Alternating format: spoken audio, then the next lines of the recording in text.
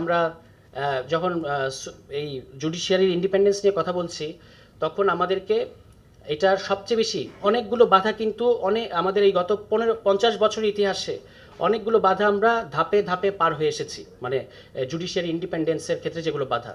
কিন্তু স্টিল সবচেয়ে বড় বাধা আমার কাছে মনে হয়েছে পলিটিক্যাল কমিটমেন্টের ঘাটতি। বিএনপি কিংবা আমরা যারা আওয়ামী লীগ আমলে, ফ্যাসিস্ট আমলে ওই সরকারের বিরোধিতা করেছি, তখন আমরা সবাই আনকন্ডিশনালি ইন্ডিপেন্ডেন্স অফ জুডিশিয়ারির পক্ষে ছিলাম। কিন্তু এখন আমরা সেই ইন্ডিপেন্ডেন্স অফ জুডিশিয়ারিকে নানাভাবে প্রশ্নবিদ্ধ করছি, মানে বিশেষত সরকারের পক্ষ থেকে, যে স্বাধীনতা ভালো, কতটুকু স্বাধীনতা দেব, এরকম, বা ফুললি স্বাধীনতা দেওয়া কি ঠিক হবে কিনা, এই কথাগুলো এখন মানে এটা সরকারে থাকলে বলা যায়। কিন্তু যারা বিরোধী দল, আপনি যদি নিজেকে বিরোধী দলের জায়গায় চিন্তা করেন, সাধারণ জনগণের জায়গায় চিন্তা করেন, তখন বোঝা যায় আসলে যে ইন্ডিপেন্ডেন্স অফ জুডিশিয়ারি কতটা গুরুত্বপূর্ণ। ফলে এই যে অধ্যাদেশগুলো বাতিল করা হলো, আমি এখনও আহ্বান জানাবো, এখনও সময় আছে যে সরকারের উচিত একটা রোডম্যাপ ঘোষণা করা।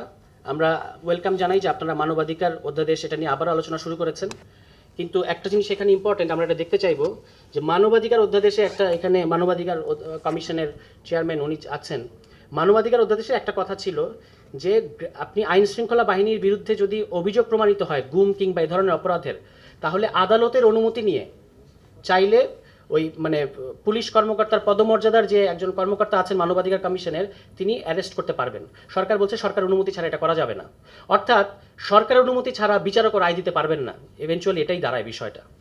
কিন্তু তাহলে বিচার বিভাগের স্বাধীনতার এই ক্ষেত্রে কি হলো? বিচার বিভাগের স্বাধীনতা মানে তো সরকার যখন বিচারক কোনো রায় দেবে সেটার ক্ষেত্রে আমরা সরকারের মুখাপেক্ষী থাকবো না, এরকমই হওয়া উচিত। তো এই ক্ষেত্রে আমি একটা অনুরোধ জানাবো যে যেগুলো আমাদের সেটেলড ইস্যু, সেগুলোকে আবারও নতুন করে আলোচনার নামে আমরা যেন শূন্যে গিয়ে না পৌঁছাই। কারণ তাহলে আমাদের যে এখন যে ডেমোক্রেটিক ট্রানজিশনের যে সময় আমরা আছি, এখানে আমরা অলরেডি আমি মনে করি যে কিছু দূর পিছিয়ে গেছি, তাহলে আরও বেশি পিছিয়ে যেতে হবে, কিন্তু সেটা আমাদের কারোর জন্যই ভালো হবে না। আমরা সরকারের প্রতি আহ্বান জানাই যে আমরা ফ্যাসিস্ট আওয়ামী লীগ সরকারকে যেভাবে বিরোধিতা করতাম, এই সরকার কিন্তু আমরা সেভাবে বিরোধিতা করি না। আমরা খুব ইস্যু ভিত্তিক বিরোধিতা করতে চাই, সমালোচনা করতে চাই, কিন্তু যেখানে সরকার জনগণের পক্ষে থাকবে সেখানে আমরা তাকে সমর্থনও করতে চাই।